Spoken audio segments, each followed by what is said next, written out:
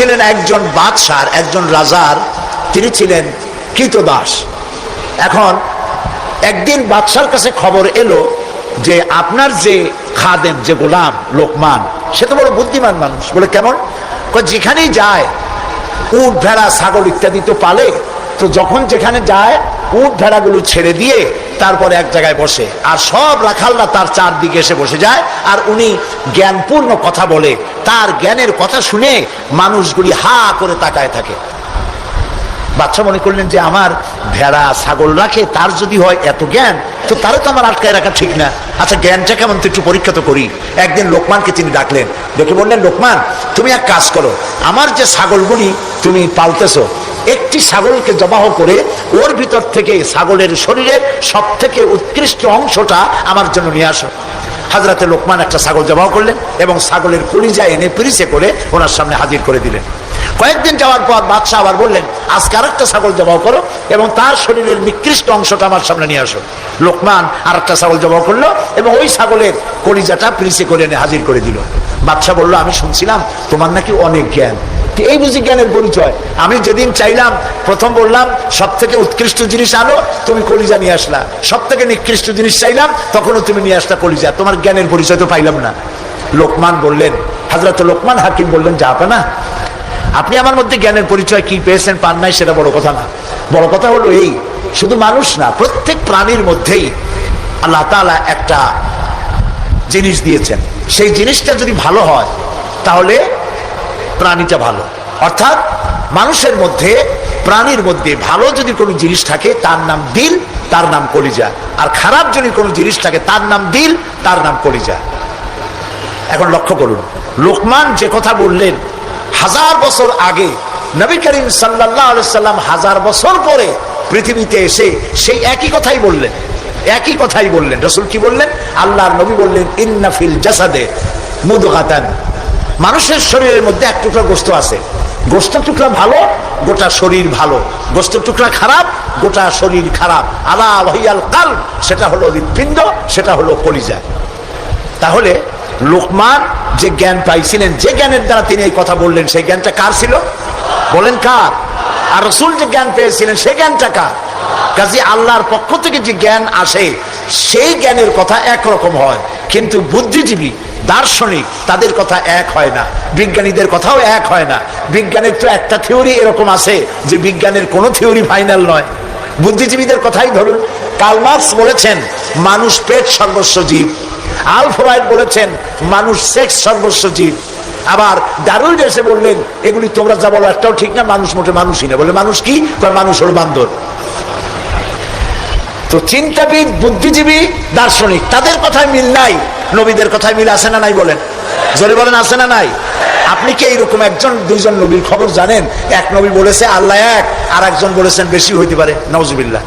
শুনেছেন এরকম? একজন বলেছে মৃত্যুর পরে আরেকটা জীবন আছে, কবর আছে, হাসর আছে, বিচার আছে, সিরাত আছে, মিজান আছে, বেহেশত আছে, দোজখ আছে। আর এক নবী বলছেন নাও থাকতে পারে। এরকম হয়েছে? হয় নাই। আদম আলাইহিস সালাম থেকে মুহাম্মদ সাল্লাল্লাহু আলাইহি সাল্লাম পর্যন্ত সমস্ত নবীদের কথা কয় রকম? স্লোগান কয়টা? সব নবীদের স্লোগান একটি, আর তাদের সবার কথা এক। কারণ তাদের কাছে যে কথা এসেছে একটি অফিস থেকে এসেছে। অফিসটা কার? চিল্লায় বলুন।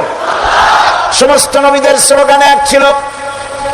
আদম আলাইহিস সালাম থেকে শুরু করে বিশ্ব নবী মুহাম্মদ রাসূলুল্লাহ সাল্লাল্লাহু আলাইহি ওয়াসাল্লাম পর্যন্ত সব নবীদের স্লোগান ছিল লা ইলাহা ইল্লাল্লাহ, লা ইলাহা লা ইলাহা ইল্লাল্লাহু মুহাম্মাদুর রাসূলুল্লাহ। সুতরাং দেখা গেল আল্লাহ রাব্বুল আলামিনের থেকে জ্ঞান যারা পায় তাদের কথার মধ্যে কোনো বৈপরীত্য হয় না। হযরত লোকমান বললেন এই যে কলিজার কথা, দিল, কাল, হার্ট, এটা ভালো, সব শরীর ভালো, এটা খারাপ, সব খারাপ। মন যদি ভালো হয় হাত ভালো কাজ করবে, বলেন ঠিক কিনা? হাত ওজনে কম দেবে না, মন ভালো ওজনে কম দেবে না, হাত খাদ্যে ভেজাল দেবে না, জমিনের আইল ঠেলবে না, পরনারী স্পর্শ করবে না, সুবহানাল্লাহ বলেন। আর মন যদি খারাপ হয় চোখ শুধু খুঁজে বেড়াবে মেয়ে লোক কোথায়, পাও খুঁজে বেড়াবে খারাপ জায়গা কোথায়, হাত খুঁজে বেড়াবে খারাপ জিনিস কোথায়, ঠিক কিনা? মন ভালো, সব ভালো। এই দিল আবার 3 প্রকার হয়। দিল কয় প্রকার? 3 প্রকার। কোরআন থেকে বলছি, দিন তিন প্রকার: সুস্থ দিল, অসুস্থ দিল, মৃত্যু দিল। এই তিন প্রকারের দিল। এখন আসুন অ্যানালাইসিসের মাধ্যমে আমরা দেখি আমাদের কোন দিল। সুস্থ দিল কাকে বলে? আল্লাহ রাব্বুল আলামিন বলেন, আল-ইয়াওমা লা ইয়ানফাউ মালুন ওয়ালা বানুন ইল্লা মান আতাল্লাহা বিকলবিন সালিম। এটি হলো সুস্থ দিল। সেই কিয়ামতের দিনে মাল, ধন, সন্তান, সন্ততি কোনো কাজে আসবে না, শুধু উপকারে আসবে প্রশান্ত আত্মা নিয়ে। কেউ যদি প্রশান্ত কাল্ব নিয়ে কেউ যদি আল্লাহর দরবারে উপস্থিত হয়, সেই দিলটা কাজে লাগবে। এটা হলো সুস্থ দিল। অসুস্থ দিল কোনটা? ফি কুলুবিহিম মারাদুন ফাযাদাহুমুল্লাহু মারাদা। তাদের দিলের মধ্যে ছিল একটি রোগ, সেই রোগকে আল্লাহ আরো বৃদ্ধি করে দিলেন। অসুস্থ দিলের নমুনা কি? ওয়াজ ভালো লাগে, সিনেমাও খারাপ লাগে না, মসজিদও ভালো লাগে, কীর্তনও খারাপ লাগে না। এই যে দুইটা ভালো লাগে, এটি হলো অসুস্থ দিল। এটার নাম কি? আছেন আমাদের সমাজে, কাজে হুজুর ওয়াজ শুনতে খারাপ লাগে না, কিন্তু গান যখন শুনি তাও মজা লাগে, মসজিদও ভালো লাগে, সিনেমাও খারাপ লাগে না। আছেন এরকম লোক?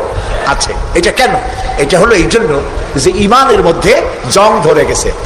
সাপে যদি রাত্রে কামড়ায়, রাতের বেলায় সাপে কামড়াইছে, ওজার কাছে যায় লোকেরা। মোমেন সাহিত্যে ওজা আছে না? ওজার কাছে যায়, যে বলে সাপে কামড়াইছে। এখন ওজা প্রথমে টেস্ট করবে যে সাপটা বিষধর সাপ না বিষহীন সাপ। সাপ তো দুই রকম আছে। যে সাপে কামড়াইলে তাৎক্ষণিক ভাবে লোক মারা যায়, ওই সাপরে মোমেন সাহিত্যে কি বলে? কি বলে? গোখরো সাপ। আর যেটা দেখতে খুব রং ছং মোটা টোটাও আছে, কিন্তু কামড়াইলে কিছু হয় না, ওইটা কি? জোড়া সাপ। এখন জোড়া সাপ না গোখরো সাপ কামড়াইলো কোনটায়? দেখে তো নাই। এটা বোঝার জন্য ওজা করে কি, সাপে দংশিত ব্যক্তির জিহ্বার উপরে লবণ এবং ঝালওয়ালা মরিচ এগুলো দিয়ে দেয় জিহ্বার মধ্যে। যদি সে বলে পানি পানি লাগে, যত মরিচ দেয় তত কয় পানি পানি লাগে, তাহলে বুঝতে হবে বিষধর সাপে দংশন করেছে। আর যদি সে বলে যে ঝাল লাগতেছে, লবণ লাগতেছে, তাহলে বুঝতে হবে যে জোড়া সাপে কি করছে? দংশন করেছে। এটি হলো সাপ যদি বিষধর হয়, তো বিষধর সাপের বিষে সর্বপ্রথম যে কাজটা করে সেটা হলো জিহ্বার স্বাদকে নষ্ট করে দেয়। মানুষের ইমানের জন্য সব থেকে বিষাক্ত সাপ হলো শয়তান। এ যখন মানুষকে ওয়াসওয়াসা দেয়, আর শয়তানের ওয়াসওয়াসা যখন মানুষ পড়ে যায়, তখন তার ইমানের স্বাদ নষ্ট হয়ে যায়। তখন সিনেমাও ভালো লাগে, মসজিদও ভালো লাগে, ওয়াজও ভালো লাগে, গানও ভালো লাগে। এটি হলো অসুস্থ দিল। এবার মৃত্যু দিল কি? মৃত্যু দিল সম্পর্কে আল্লাহ বলছেন, ওয়ালাকাদ যারানা লিজাহান্নামা কাসীরাম মিনাল জিন্নি ওয়াল ইনস লাহুম কুলুবুন লা ইয়াফকাহুনা বিহা। মানুষ আর জিনদের মধ্যে আল্লাহ তাআলা বলেন, আমি এক শ্রেণীর রেডিমেড জাহান্নামী তৈরি হয়ে আছে মানুষ এবং জিনের মধ্যে। ওরা কারা? লক্ষ্য করুন, মৃত্যু দিল কাদের? লাহুম কুলুবুন লা ইয়াফকাহুনা বিহা। যাদেরকে আমি হৃৎপিণ্ড দিয়েছি, বিবেক দিয়েছি, সব বোঝে, আমারে বোঝে না। আছেন এরকম কিছু বুদ্ধিজীবী? বলেন আছে না? কবি আছেন এমন কিছু? সাহিত্যিক আছেন এমন কিছু? নারীর সৌন্দর্য, নারীর রূপের সৌন্দর্যের ব্যাপারে কবিতা লিখতে লিখতে কলমের কালি শেষ হয়ে যায়, কিন্তু এই সৌন্দর্য কে দিলেন তার চিনতেই পারলো না। ফুলের ব্যাপারে গান লেখে, কবিতা লেখে, ফুলের রং, ফুলের গন্ধ। প্রজাপতি, প্রজাপতি কে এত সুন্দর করে, কোন শিল্পী তোমার ডানায় এত সুন্দর রং দিল, তার গান তৈরি করে, কিন্তু প্রজাপতির রং কে দিল আরে খুঁজে পায় না। তারপরে বলে কি? বলে যে সব বুঝেছি। শান্তিনিকেতন গিয়া পড়ে শুনিয়া, সাহিত্যের উপরে ডক্টরেট ডিগ্রি নিয়া কয় সব বুঝেছি। বলে বাবা কি বুঝেছো? কয় দেয়ার ইজ নো গড। সারা জীবন বসে বুঝলো যে প্রভু বলতে কেউ নাই, আল্লাহ বলতে কেউ নাই। বলে নাউযুবিল্লাহ। লাহুম কুলুবুন লা ইয়াফকাহুনা বিহা। সব বোঝে কিন্তু আল্লাহরে চেনে না। নিজের শরীরটা দেখে, আল্লাহরে খুঁজে পায় না। আরে তুমি তো তোমার শরীরটা দিয়েই আল্লাহরে চিনতে পারো। সুবহানাল্লাহ বলে। শরীরটা দিয়ে আল্লাহরে চেনা যায়। এই যে দুটো চোখ, এই চোখ দিয়ে সব সময় আমরা নেগেটিভ দেখি। সব সময় প্রতিটি চিত্র, প্রতিটি মুহূর্তে নেগেটিভকে পজিটিভ করে দেখায় কে? কে দেখায়? সুবহানাল্লাহ। এত সুন্দর দুটি চোখ আল্লাহ দিলেন, চোখের মধ্যে আল্লাহ আবার পানি দিয়ে দিলেন। পানি মানে কান্নার পানি না, এমনি চোখে পানি আছে। আপনি চোখে পলক মারেন, পলক মারেন না, কথা না বললে বুঝি কি? এই যে পলক মারেন, এটা কি ইচ্ছে করে মারেন না অটোমেটিক হয়? অটোমেটিক হয়। ইচ্ছে করে মারলে ভটর ভটর করতো। আপনি নিজের অজান্তেই চোখগুলি পলক মারে কেন? আল্লাহ রাব্বুল আলামিন মানুষের কল্যাণের জন্য এমন অটোমেটিক ব্যবস্থা করে তিনি রেখে দিয়েছেন। শহরে বন্দরে গ্রামে নগরে গঞ্জে বাতাসের ভিতরে পলিউশন আছে, রোগের জার্ম আছে, বাতাসের ভিতরে উড়ে বেড়ায়, অনবরত চোখের ভিতরে প্রবেশ করে চোখ নষ্ট করে দিতে পারে। এই জন্য রব্বুল আলামিন চোখের ভিতরে পানি ধরনের এক রকম মেডিসিন রেখে দিয়েছেন। প্রতি মুহূর্তে চোখ পলক মেরে মেরে চোখকে আল্লাহ তাআলা ক্লিন করে দিতেছেন। শরীরের ভিতরে একটা শরীর দিয়ে আল্লাহকে চেনার জন্য যথেষ্ট। এই শরীরে আল্লাহ অসংখ্য রগ রেশা দিয়েছেন। মাথা থেকে শুরু করে পা পর্যন্ত যতগুলি নার্ভ আছে সবগুলি নার্ভ ছিঁড়ে ছিঁড়ে যদি জোড়া লাগানো যায় পুরা পৃথিবী একবার ঘুরে আসা যাবে। সুবহানাল্লাহ করতে ইচ্ছা করে না? আর যদি পাশাপাশি সাজায় রাখেন 3 একর জমিন লাগবে একটা মানুষের রগ সাজায় রাখতে। এই রগগুলি দিয়ে আপনি আমি যা খাই এটাকে বলা হয় কার্বোহাইড্রেট। চাউল চাউল জাতীয় খাদ্য, আটা আটা জাতীয় খাদ্য, চিনি চিনি জাতীয় খাদ্য, আর ডাল ডাল জাতীয় খাদ্য। এই 4 প্রকারের খাদ্য হলো কার্বোহাইড্রেট। এগুলি মানুষে খাইলে পরে শরীরের ভিতরে এর থেকে রক্ত হয়, এর থেকে পেশাব পায়খানা হয়ে বর্জ্য বেরিয়ে যায়। আর যেটা রক্ত হয় সেই রক্তটাকে গোটা শরীরে প্রবাহিত করে শরীরটাকে আল্লাহ উষ্ণ রাখেন। সেজন্য এত রগ রেশা দিয়েছেন। এখন এই রক্তগুলিকে মাথা থেকে শুরু করে পা পর্যন্ত পৌঁছে দেওয়ার জন্য আল্লাহ একটা জেনারেটর রেখে দিয়েছেন বুকের মধ্যে। কন্তবুদ্ধি করে জেনারেটর নামটা কি? মাশাআল্লাহ, বুঝে ফেলেছেন। জেনারেটরের নাম হার্ট। সেটা অনবরত সিস্টোলিক এন্ড ডায়াস্টোলিক এভাবে করে সম্প্রসারণ সংকোচন এরকম করতেছে। চিকিৎসা বিজ্ঞানীরা বলেছেন মানুষকে মাথা থেকে শুরু করে কাটাকাটি করে সব বুঝেছি, কিন্তু হার্ট এরকম এরকম করে কেন, এর উৎস আজ পর্যন্ত পৃথিবী খুঁজে পায় না। এটি এভাবে করে করে রক্ত ছড়িয়ে দিচ্ছে। এখন দেখেন আল্লাহর খোঁজার ব্যবস্থা। মানুষ খাইয়া খাইয়া তারপরে হার্টের মধ্যে চর্বি গিয়ে জমে। হার্টের মধ্যে যে করোনারি আর্টারির মধ্যে গিয়ে চর্বি জমতে লাগলো। হঠাৎ করে রক্ত প্রবাহ যখন বন্ধ হতে থাকে আর চলতে পারে না, তখন অ্যানজাইনা হয়, হার্টে বেদনা শুরু হয়। এই বেদনা শুরু হলে তাড়াতাড়ি ডাক্তার এনজিওগ্রাম করে তারপর দেখে কতটা নষ্ট হয়েছে। ওইটাকে যদি প্রয়োজন হয় রগ বদলাবার, তখন তাকে বাইপাস করা হয়। বাইপাস করে নতুন রগ লাগাতে হবে। এখন বলেন এই নতুন রগ কোথায়? গরুর রগ লাগাইলে হবে? বলেন ছাগলের রগ? এখন আল্লাহ রব্বুল আলামিনকে চেনা সহজ। ওই রব্বুল আলামিন এমন সুন্দর ব্যবস্থা রেখেছেন, কারো যদি বাইপাস ওপেন হার্ট সার্জারি করার যদি প্রয়োজন হয়, রগের যদি 2-4টা রগ যদি লাগে, আল্লাহ রব্বুল আলামিন মানুষের হাতের মধ্যে পায়ের মধ্যে স্পায়ার পার্টস কতগুলি রগ রেখে দিয়েছেন।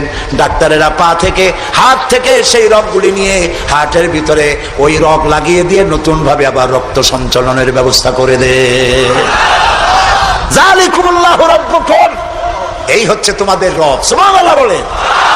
ইনি আল্লাহ যিনি এই ব্যবস্থা করেছেন। কিডনি লাগে একটা মানুষের জন্য কয়টা? না না, 2টা লাগে না, কিডনি লাগে একটা, কিন্তু আল্লাহ তাআলা দিয়েছেন কয়টা?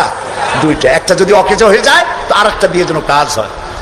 লক্ষ্য করুন, আপনার মেমোরি, আপনার মগজ, আপনার ব্রেন, যে ব্রেনটা, যে মগজটা মাথার মধ্যে আছে, এই মগজের মধ্যে রয়েছে অসংখ্য সেল, কোষ, CELL, অসংখ্য কোষ। মেমোরি কোষ, বুদ্ধির কোষ, শোকের কোষ, সুখের কোষ, অনুভূতির কোষ, মানে আপনার জন্য এরপরে ডাটা ইনফরমেশন রক্ষা করার জন্য কোষ। অনেকগুলি সেল আছে। মেমোরি সেল যেটা আছে মগজের মধ্যে, সারা পৃথিবীর সকল ডাটা, সকল ইনফরমেশন, সকল তথ্য যদি আপনার মেমোরিতে আপনি ঢুকান, এই মেমোরি সেলে এত জায়গা, পৃথিবীর সব ডাটা ঢুকাবার পরেও 100 ভাগের 1 ভাগ জায়গা ভরবে না। দেখুন অবস্থা। আপনি বসে আছেন চেয়ারে, অফিসে কাজ করছেন, হঠাৎ করে অনুভব করলেন কে যেন জামা গেঞ্জি ফুটো করে আপনার পিঠের মধ্যে নিডেল ঢুকাই দিছে। কে দিল? কে দিল? ও, তাও তো বুঝে ফেলেছেন, মশা। জামা কাপড় সুদ্ধা নিডেল ঢুকাই দিছে। আপনি কিন্তু টের পাইছেন না? টের পান নাই? টের পেয়েছেন কিনা? এই টের পাওয়ার জন্য আল্লাহ রাব্বুল আলামিন চামড়ার মধ্যে অসংখ্য কোটি কোটি লোমকূপ সৃষ্টি করেছেন। লোমকূপ দিয়ে ঢুকলো, আপনি টের পেয়ে গেছেন। টের পাওয়ার সাথে সাথে এই খবরটা চলে গেছে বুদ্ধির কাছে। বুদ্ধির একটা সেল আছে না ব্রেনে, আপনার ওই যে মগজের মধ্যে, ওইখানে চলে গেছে খবর যে পিঠের মধ্যে একজন ইনজেকশন করতে গেছে। বুদ্ধির সেল সাথে সাথে হাতের উপরে ফ্যাক্স পাঠায় দিয়ে ফ্যাক্স ঠাট করে মেরে দিয়েছে পিঠের উপরে, মশার গোষ্ঠী সাফ হয়ে গেছে। সময় লাগে নাই 1 সেকেন্ডও, সাথে সাথে অ্যাকশন, ডাইরেক্ট অ্যাকশন। সুবহানাল্লাহ। কপালে যদি থাকে আল্লাহরে চিনতে কষ্ট হয় না, আর কপালে না থাকলে শান্তিনিকেতন থেকে পিএইচডি ডিগ্রি করে কাফের হয়ে যায়, মুরতাদ হয়ে যায়, কপাল পড়ে যায়। এই জন্য অল্পের মধ্যে বুঝতে সহজ, যদি ঈমান থাকে কিসমতে। প্রিয় ভাই সব, আল্লাহ রাব্বুল আলামিন বলছেন লাহুম কুলুবুন লা ইয়াফকাহুনা বিহা, তাদেরকে হৃদয় দিয়েছি, তাদেরকে বিবেক দিয়েছি, সব বুঝলো, আমারে বুঝলো না। তাদের আমি কান দিছি, সব শুনলো, কিন্তু আমার কথা হকের দাওয়াত শুনলো না।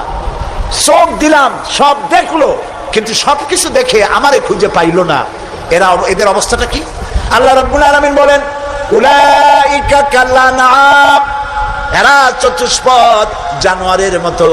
আল্লাহ বলেন না, তাতেও হয় না, বালহুম আদাল, এরা জানোয়ারের চাইতেও নিকৃষ্ট। বলেন নাউজুবিল্লাহ। জানোয়ারের চাইতেও নিকৃষ্ট।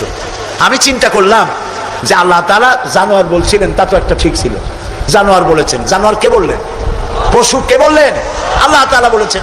এখন চিন্তা করলাম আল্লাহ পশু বললেন, ঠিক আছে, কিন্তু পশুর চাইতেও খারাপ এই কথাটা বললেন কেন? বুঝে আসতেছিল না। আল্লাহ তাআলা বলেন, কোরআন যদি কেউ বুঝতে চায় তো বুঝার জন্য আমি তার দিল খুলে দেবো। সুবহানাল্লাহ। ওয়া মান ইয়াত্তাকিল্লাহা ইয়াজআল লাহু মাখরাজা, আল্লাহকে ভয় করে কেউ পথ চলতে চাইলে আল্লাহ পথ তৈরি করে দেন। আমি চিন্তা করে দেখলাম সত্যিই তো জানোয়ারের চাইতেও তো মানুষগুলা খারাপ। ওই সব মানুষ যারা আল্লাহরে চিনল না। কিরকম দেখেন, আপনারা অনেকে বাড়িতে কুকুর পোষেন। কুকুর পোষে না মানুষ? কুকুর সাংঘাতিক বুদ্ধিমান প্রাণী এবং প্রভু ভক্ত।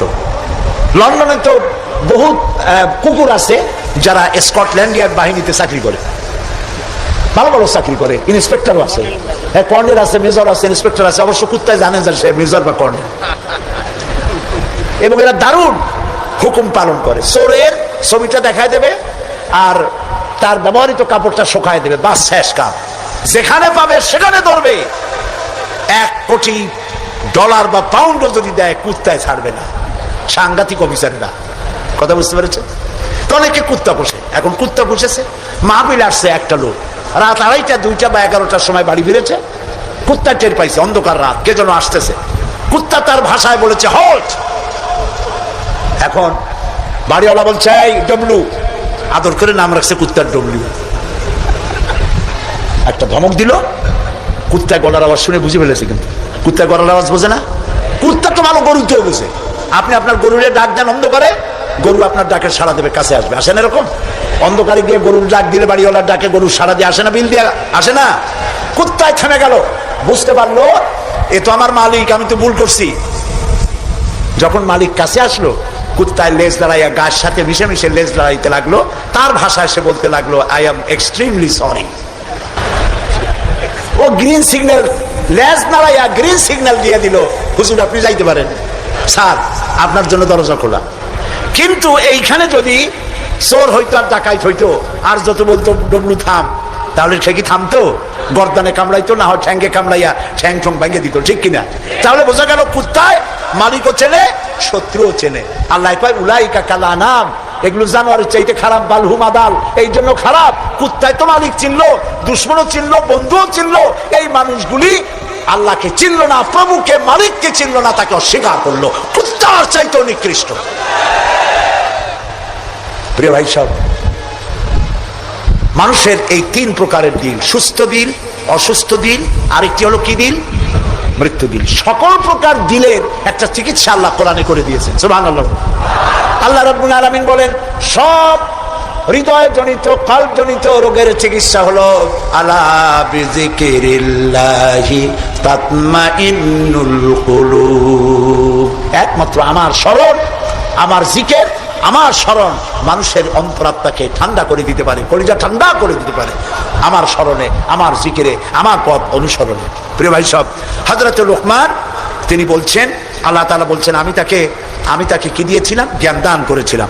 সেই জ্ঞানের ভিত্তিতে জ্ঞান দিয়েছিলাম এই জন্য যেন তিনি আমার শুকর আদায় করে। হযরত লোকমান আল্লাহর দেওয়া জ্ঞান দিয়ে শুকর আদায় করলেন এইভাবে যে তিনি আল্লাহর গুণগান, আল্লাহর তাওহীদের প্রচার শুরু করে দিলেন। সুবহানাল্লাহ।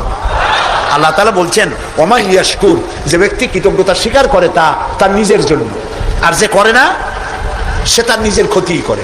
এই যে আমরা মাগরিবের নামাজ পড়লাম, এই নামাজ পড়ছি কার জন্য বলেন সবাই? উপকার হবে কার? উপকার হবে আমার। এই যে মাঝে মধ্যে আপনারা আলহামদুলিল্লাহ বলেন, সুবহানাল্লাহ বলেন, এতে উপকার কি আল্লাহ না আমার? বলেন সবাই আমার। তাম পৃথিবীর এটা এই জন্য যে আল্লাহ তাআলা বিরাটত্ব খুব লক্ষ্য করুন। আল্লাহ তাআলা বিরাটত্ব, মহানত্ব, শ্রেষ্ঠত্ব এবং মর্যাদার যে স্তরে আল্লাহ তাআলা আছেন, আমরা শুকর করে, প্রশংসা করে, সেজদা করে সেই স্তর থেকে 1 ডিগ্রি উপরে উঠাইতে পারবো না। এবং যেখানে তার মর্যাদা আছে, সারা পৃথিবীর সব মানুষ যদি আল্লাহকে অস্বীকার করে, ওই স্তর থেকে 1 ডিগ্রি নিচে নামানো যাবে না, অসম্ভব। এই জন্য কৃতজ্ঞতা যে প্রকাশ করে সে আল্লাহর জন্যই করে। আমরা যদি আল্লাহর জিকির আজগার না করি, আল্লাহর ক্ষমতা শেষ নাকি? বলেন। আল্লাহ রাব্বুল আলামিন বলেন ইউসাব্বিহু লিল্লাহি মা ফিস সামাওয়াতি ওয়া মা ফিল আরদ, আকাশে যা কিছু আছে, জমিনে যা কিছু আছে, এর মাঝখানে যা কিছু আছে সব আমার জিকির করছে, আমার তাসবিহ করছে। আপনারা বসন্তকালে গাছের ডালে শোনেন কোকিল পাখি কুহু কুহু করে ডাকতেছে। আল্লাহ রাব্বুল আলামিন বলেন ওয়ালাকিন লা তাফকাহুনা তাসবিহাহুম, তোমরা ওদের তাসবিহ বুঝো না, তোমরা শোনো কুহু কুহু, আসলে সে ডাকে আল্লাহু আল্লাহু। বউ কথা কম আছেন একটা পাখি, মোমন সাইতে নাই আছে, ছোটবেলা থেকে শুনতেছি বউ কথা কও, বউ কথা কও। ওর বউ এত অভিমান করলো কেন? কথা মোটে কই না, আসলে বউ কথা কও আমরা শুনি। আর আল্লাহ বলছেন ওয়ালাকিন লা তাফকাহুনা তাসবিহাহুম, ওরা আমার জিকির করছে, তোমরা বুঝো না। মানুষ বুঝবে কেন? মানুষ তো আন্দাজে যা শোনে, শব্দের সাথে আপনি যা মিলাবেন তাই কিন্তু হয় ভাই। যেমন ট্রেন ছাড়ছে, ট্রেন যখন ছাড়লো তো প্রাথমিক আওয়াজ শোনা যায় যাচ্ছি যাব, যাচ্ছি যাব। যখন জোরে চলে তখন শোনা যায় যাচ্ছি যাব, যাচ্ছি যাব, এরকম শোনা যায়, ঠিক না? শব্দের সাথে এরকম যা মিলাবেন তাই হবে। এক ব্রিটিশ নাগরিক নাকি আসছিল বাংলাদেশে, আসে দেখে জমিনে চাষ করতেছে এক লোক দুপুর বেলা। তো তারে গিয়ে ব্রিটিশ জিজ্ঞেস করতেছে, ব্রিটিশ নাগরিক জিজ্ঞেস করতেছে ইংলিশ, বেটা হাউ ডু ইউ ডু? তো কৃষক বলতেছে আমার বুঝি খাইয়ে খাইয়ে কাম নেই, এখন তোমার সাথে আমি এই চাষ ছাড়িয়ে দিয়ে হাডুডু খেলবো, এটা কথা হইলো নাকি? মানে শব্দের সাথে মানুষ যা মিলাইতে চায় তাই মেলে। আল্লাহ তাআলা বলছেন তোমরা যা শুনতে পাও, পাখিগুলি তার কলকাকলিতে, বাতাস তার শনশন রবে, নদীগুলি তার কুলু কুলু নাদে, পাতাগুলি তার মর্মর শব্দে, যত আওয়াজ শুনতে পাও এগুলি সব নিছক আওয়াজ নয়, সবগুলির ভিতর থেকে আমার জিকির, আমার তাসবিহ হতেছে আল্লাহু আল্লাহু আল্লাহু আল্লাহু। হযরত লোকমান বলেন, আল্লাহ তাআলা শোনাচ্ছেন লোকমানের কথা, وَإِذْ قَالَ لُقْمَانُ لِابْنِهِ وَهُوَ يَعِظُهُ يَا بُنَيَّ لَا تُشْرِكْ بِاللَّهِ। স্মরণ করো সেই সময়ের কথা যখন লোকমান তার ছেলেকে ডেকে বলছেন ইয়া বুনাইয়া, হে আমার কলিজার টুকরা সন্তান। আপনারা কি শুনতেছেন? আমার সাথে থাকুন, তাহলে বুঝতে সুবিধা হবে।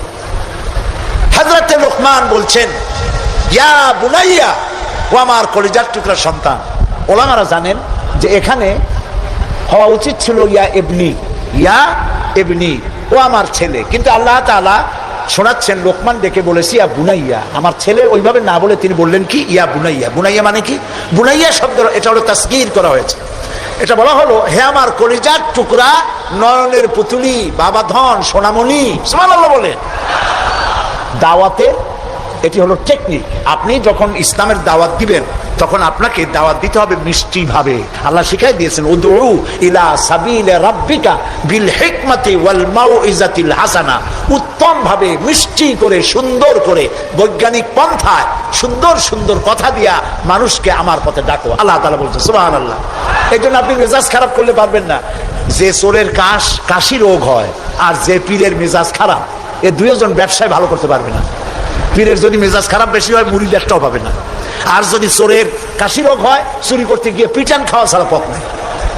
তা আপনি দিনের দাওয়াত দিবেন, আপনার মেজাজ ভালো হইতে হবে, দাওয়াত দিবেন মিষ্টি করে। রাসূলুল্লাহর কথাটাই দেখেন, আগেই কোন সুবহানাল্লাহ। আল্লাহ রাব্বুল আলামিন বলেন, ফাবিমা রাহমাতিন মিনাল্লাহি লিনতা লাহুম ওয়ালাউ কুনতা ফাযযাল গালিদাল কলবি লানফাদ্দু মিন হাওলিক। হে রাসূল, আপনার প্রতি আল্লাহর করুণা হচ্ছে এই যে আল্লাহ তাআলা আপনার দিলটাকে নরম করে দিয়েছেন। সুবহানাল্লাহ। আপনার কাছে যেই আসে সিমেন্টেড হয়ে যায়, কেউ ছিটকে পড়ে না আপনার ব্যবহারের কারণে। রাসূলের ব্যবহার, সুবহানাল্লাহ বলেন, সুবহানাল্লাহ। কি ব্যবহার! মসজিদে নববীতে এক বদবী এসে পেশাব করেছে মসজিদে নববীর মধ্যে। আচ্ছা কোন তো এই মোমিন শাহীতে মসজিদের মধ্যে না, মসজিদের বাইরে দাঁড়াইয়া দেওয়ালের উপরে যদি কেউ পেশাব করে আপনি কি করবেন? কোন জি বুঝতে পারছি আপনারা কি করবেন। চেহারা দেখি বোঝা যায় আপনারা কি করতে পারেন। মসজিদের ভেতরে পেশাব করতেছে রাসূলের সামনে, সাহাবায়ে কেরামদের চোখ মোটা হয়ে গেছে। ভাবখানায় এই রাসূল পারমিশন দেন আর জম্মের মতো পেশাব করাই দেই। রাসূলুল্লাহ বললেন, না না, বাধা দিও না, তাহলে সে অসুস্থ হয়ে যেতে পারে। তার সবটা আনলোড হতে দাও। সবটা শেষ হইল, রাসূলুল্লাহ তাকে কাছে ডাকলেন, ডেকে বললেন, তুমি যে কামটা করলা তুমি কি জানো এটা কি? কয় না, তা জানি না। তিনি বললেন, এটা হলো মসজিদ, আমরা এখানে আল্লাহর সেজদা দেই। তোমার যখন এই কাজের দরকার হবে তখন বাইরে গিয়ে করবা। তোমাদের উপাসনালয় আছে না? কয় যে আছে। তো সেইখানে যদি এই কাম কেউ করে তাহলে তোমার কেমন লাগবে? এই কাজটা আর কখনো করবা না। লোকটি বলল, আমি তো শুনেছিলাম আপনি বাদশাহ, তা আমি এখন বুঝলাম আপনি বাদশাহ না। বাদশাহ হইলে যে কাম আমি করছি এতে তো আমার কল্লা এতক্ষণ কড়াকড়ি যাইতো। আপনি তো বাদশাহ না, আপনি অবশ্যই আল্লাহর নবী, কোনো সন্দেহ নাই আমার মনের মধ্যে। এই ছিল রাসূলের ব্যবহার। রাসূলুল্লাহ সাহাবীদের দিকে তাকায় বললেন, ইন্নামা বুইসতুম মুয়াসসিরিন। ও সাহাবীরা, আল্লাহ তোমাদেরকে পাঠাইছেন মানুষের কাছে দ্বীনকে সহজ করার জন্য, কঠিন করার জন্য নয়। রাসূলুল্লাহ যখন দাওয়াতের লোক পাঠাতেন বলতেন, ইয়াসসিরু ওয়ালা তুআসসিরু। মানুষকে সহজ করে দ্বীন বুঝাও, কঠিন করে বুঝায়ও না। বাশশিরু ওয়ালা তুনাফিরু। বেহেশতের খবর দিয়া মানুষকে দ্বীনের পথে ডাকো। জাহান্নাম, এটা করলে জাহান্নাম, সেটা করলে জাহান্নাম। জাহান্নামের ভয় দেখিয়ে মানুষকে দ্বীনের রাস্তা থেকে সরিয়ে দিও না। এই ছিল রাসূলের ব্যবহার। তাই মানুষকে দাওয়াত দেওয়ার সময় টেকনিকটা, লোকমানের দাওয়াত ছেলের প্রতি আল্লাহ কত পছন্দ করেছেন। তিনি ডেকে বলছেন, ইয়া বুনাইয়া, ও আমার কলিজার টুকরা, আমার বাবা। আপনি নিজে হাসানা মোমেন সাহিদ এমন বখাটে ছেলে, মাথায় উল্লুকের মতো চুল, হাতে ভাল্লুকের মতো নখ, গলায় সোনার চেন, এরকম মোমেন সাহিদে নাও থাকতে পারে। কিছু পোলাপান আছে মাথায় চুল রাখিয়া একটা কেমন ভাব, তারপরে গলায় মোটা সোনার চেন। পৌষ মাসের শীতেও সামনের 2-3টে বোতাম খুলে থই, লোকেরা যেন বোঝে উনি একখান কিছু ঝুলাইছে। এইরকম ছেলেকে যদি আপনি তো রাগ করে আছেন, ছেলে আপনার কথা শোনে না, যদি ভাত খাওয়ার সময় ডাকেন, সোনামণি, বাবা, কলিজার টুকরা, নয়নের পুতুলি, আব্বু, একটু কাছে আয়। আরে ও যত বড় খারাপ হোক আপনার পায়ের কাছে চলে আসবে। আপনি ওর কপালে একটা চুমা দেন, ওর গালে একটা চুমা দেন। আব্বু, এই যে তুমি জামা কাপড় পরছো এগুলো মাইকেল জ্যাকসনের জন্য শোভা পায়। তুমি রাসূলের উম্মত, মুসলমান মায়ের পেটে আসছো, এটা তোমার জন্য শোভা পায় না। আব্বু, এই কামটা তুমি করো না, আমার অসম্মান হয় সমাজে।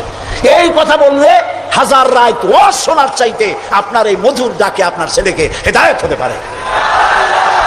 হযরতে লোকমান এইটা শিখাইছেন, ইয়া বুনাইয়া, ও আমার কলিজার টুকরা সন্তান। নসিহত শুনে মনে হয় যে ছেলে খুব ছোট, কিন্তু আসলে ছোট না। ছোট ছেলের এত বড় নসিহত করা যায় না। নসিহতের গুরুত্ব বুঝে বোঝা যায় ছেলে ছোট না, ছেলে বড়। কিন্তু ডেকেছেন তিনি সোনামণি বলে। যেমন আমাদের দেশে খোকা আছে, গেদা আছে। আমাদের বরিশালে পিরোজপুরে বাচ্চা ছেলেদেরকে আদর করে ডাকে গেদা, আর বেশি আদর করলে কয় গেদু।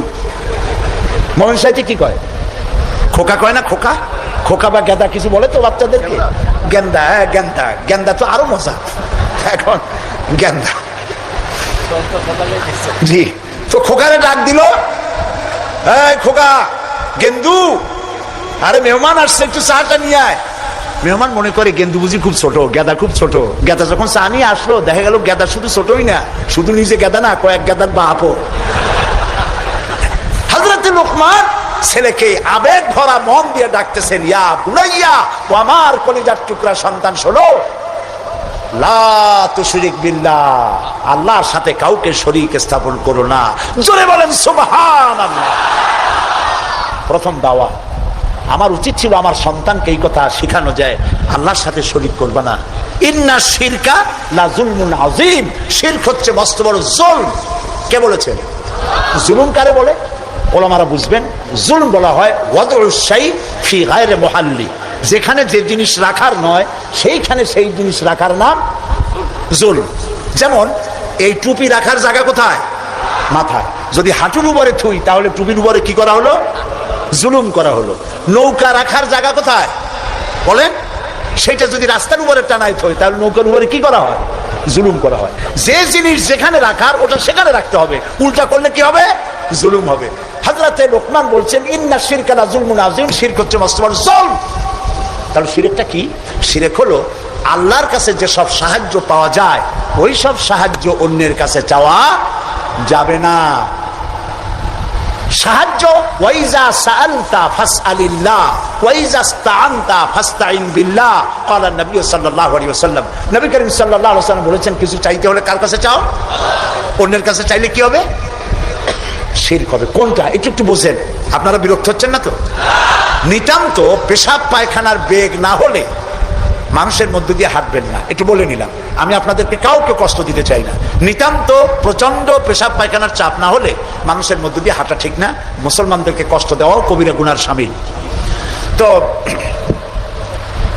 আল্লাহ তাআলার সঙ্গে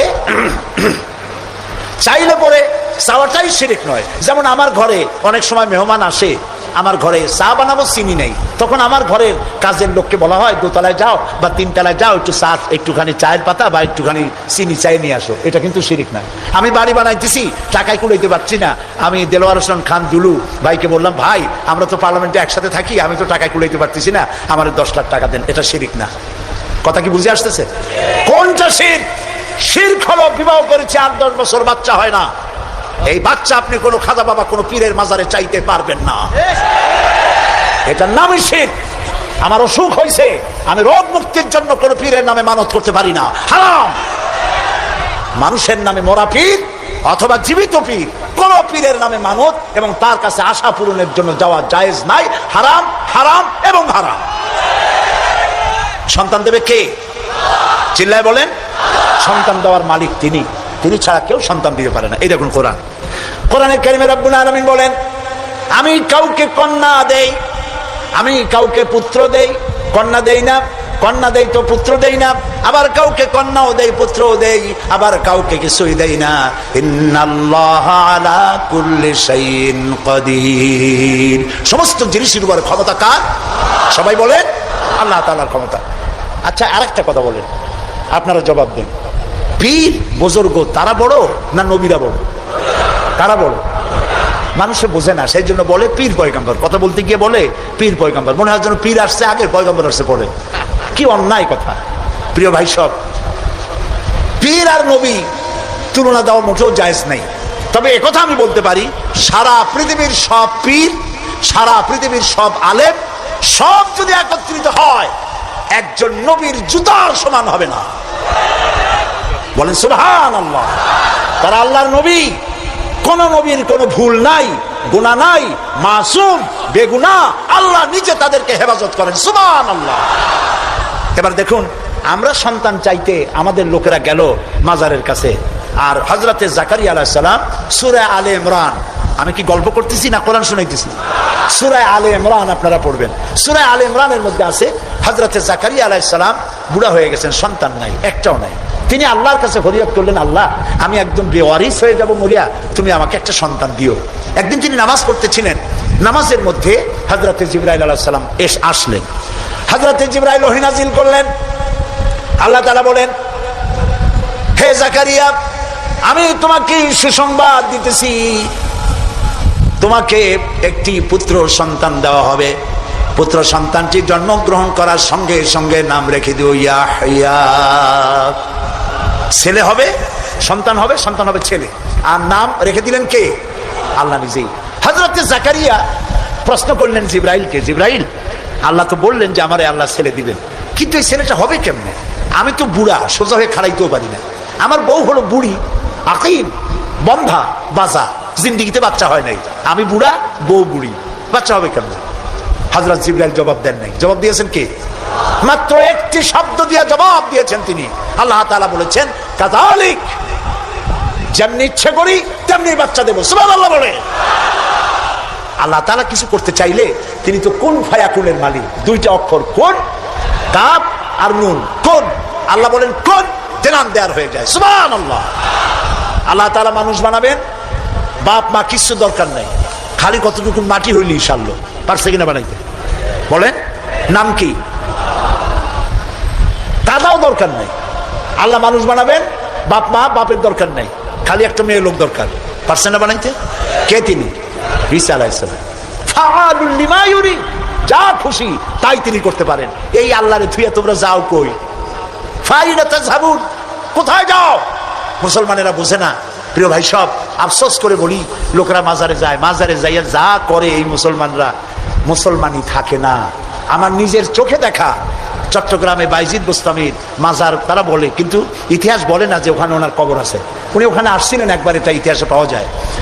একটা পুকুর আছে, আমি একবার গেলাম, এত লোক যায় কি দেখি, গিয়া দেখি একটা পুকুর। সেই পুকুরের মধ্যে বিরাট বিরাট কচ্ছপ, বোধ হয় ওর 4টা কচ্ছপ এই মঞ্চে ধরবে না, এত বড় বড় কচ্ছপ, গায়ে শ্যাদলা পড়ে গেছে। মুসলমান, মাথায় টুপি, মুখে দাড়ি, গরুর কলিজা, খাসির কলিজা নিয়ে গেছে, কাঁচা কাঁচা কচ্ছমরে খাওয়ায়, আর কচ্ছমের পায়ে হাত দিয়ে চুমা খায়। নাউজ বিল্লাহি মিন যালিক। বুজুর্গ কচ্ছম, মুসলমানের কদমুচি করে কচ্ছমের। আমি দেখে চিন্তা করলাম, ক্ষুধার্ত, তৃষ্ণার্ত, এতিম, গরিব মানুষের যদি এই দৃশ্য দেখে, তাহলে সে হয়তো আফসোস করে বলবে, আল্লাহ, মানুষ না হইয়া কোনো পীরের দরবারে কচ্ছম হইলে তাও মাঝে মধ্যে একটু কলিজা খেতে পারতাম, এখন তো ভাতও পাই না। নাউজুবিল্লাহ। একটা গাছ দেখলাম দূরের থেকে, অনেক ফল। আমি চিন্তা করলাম, গাছে এত ফল হয়, কি গাছ? গাছে গিয়ে দেখি কি ফল, ইট আর পাথর ঝুলানো, দড়ি দিয়া ইট পাথর ঝুলানো। আমি জিজ্ঞেস করলাম, ভাই এগুলো কি? এগুলো মেয়ে লোকেরা ঝুলাই গেছে। কেন? কয়েছে যেসব মেয়ে লোকের বাচ্চা হয় না, ওরা এখানে মানত করে, ইট ঝুলাবো, পাথর ঝুলাবো। এর সিগনিফিকেন্স কি, দর্শনটা কি? কয়েছে দর্শন হলো এই, মেয়ে লোকদের ধারণা যে এইভাবে ঝুলাই থুয়ে গেলে যেমন ভার হয় ডালের মধ্যে, ওই রকম পেটের মধ্যে ভার হইতে হইতে একদিন বাচ্চা হয়ে যাবে। কি আশ্চর্য কথা!